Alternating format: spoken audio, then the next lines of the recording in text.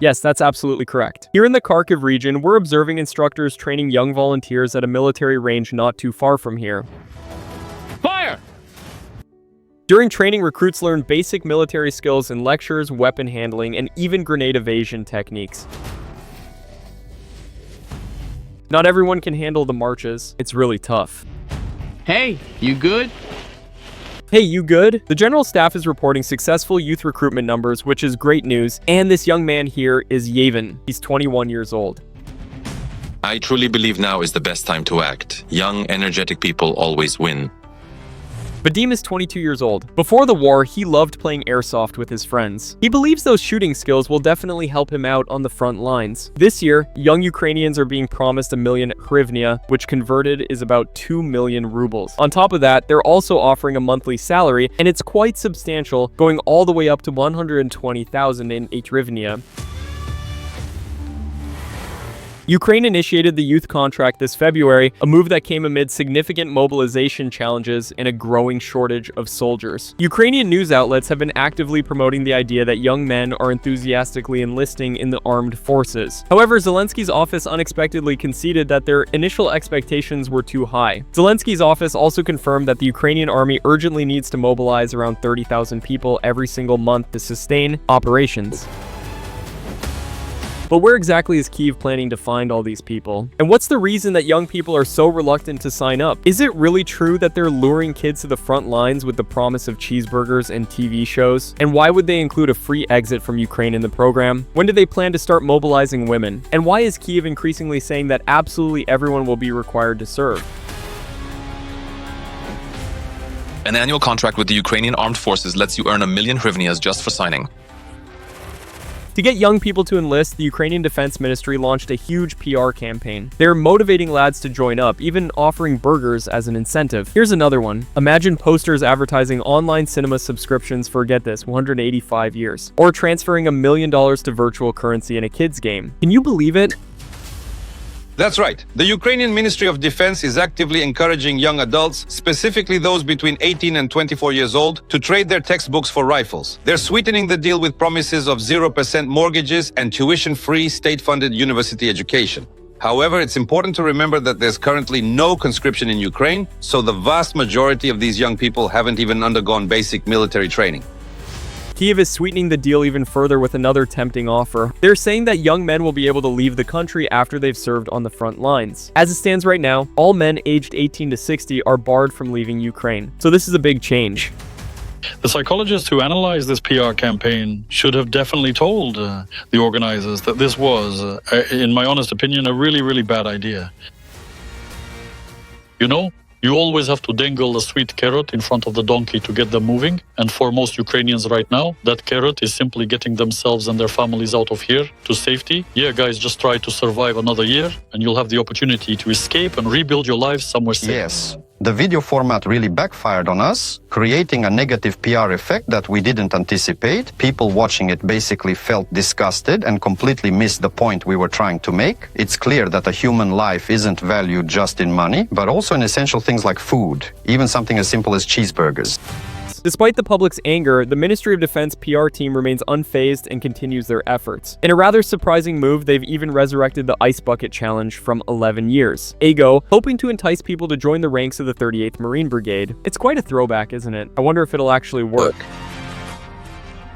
And this is one of the brigades thrown into Krinky last year. All winter, militants tried to cross the Dnieper to our shore by boat, where they were shelled and drowned in the icy water. The rest spent weeks trying to hold the bridgehead without evacuation or supplies. 16 different brigades are available for all young volunteers to choose from. You can find them on the Ministry of Defense's official website. Interestingly, there are no artillery units listed, nor can you find, for example, surface and air defense forces. Only assault brigades, nicknamed meat grinder brigades. They're the first ones thrown in to plug holes at the front. What's more, the new recruits will occupy the most combat-heavy positions: riflemen, snipers, grenade launcher operators, and scouts. Even the military commissar from Riven spoke about the so-called meat brigades. In an interview with Ukrainian media, he stated that he would never send his son to the front. Allegedly, he knows how Ukrainian armed forces commanders senselessly sacrifice entire battalions of soldiers, and he doesn't want such a fate for his child. He doesn't mention how many people he himself forcibly sent to the front.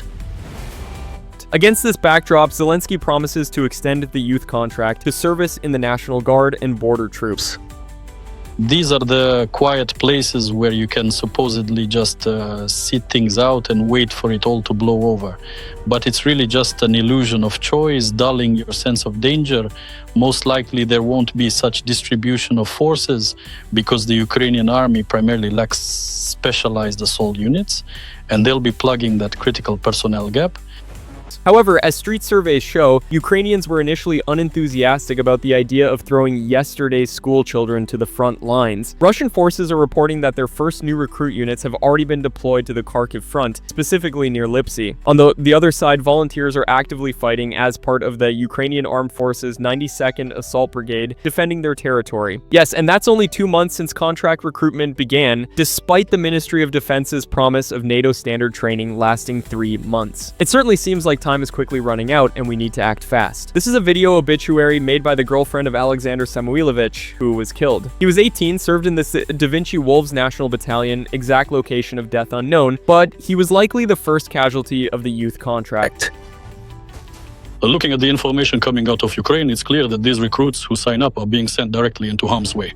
The promised 3-month training period, it's simply not happening. The reality is these young, inexperienced individuals motivated Russian soldiers. The outcome is tragically obvious. It's a dire situation. Chances of survival are slim, to say the least.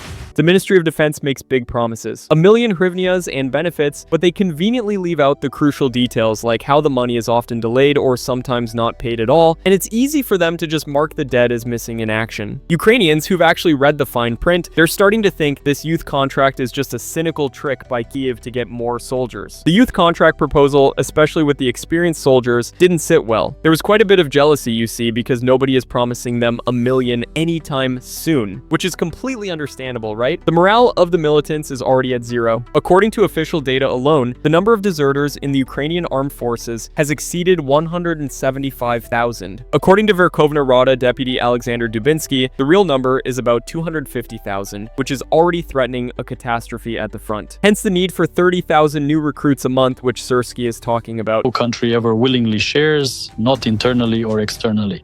So based on this request, we can infer that we're talking about the critical number of irretrievable losses. These are the losses that must be replenished monthly in order to maintain the combat capability of the Ukrainian army.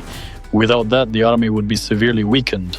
But how will the Ukrainian armed forces replenish their losses? Those who wanted to volunteer are already fighting, and the youth contract didn't spark a fight. Ukrainian military experts believe Kiev will have to cancel all payments and force the youth into service just like everyone else. Infantry units have already been transferred to territorial defense, air defense, mobile group unit, and even technical personnel servicing aviation. All these soldiers are needed in the rear. But why does Zelensky avoid mobilizing young people until the very end?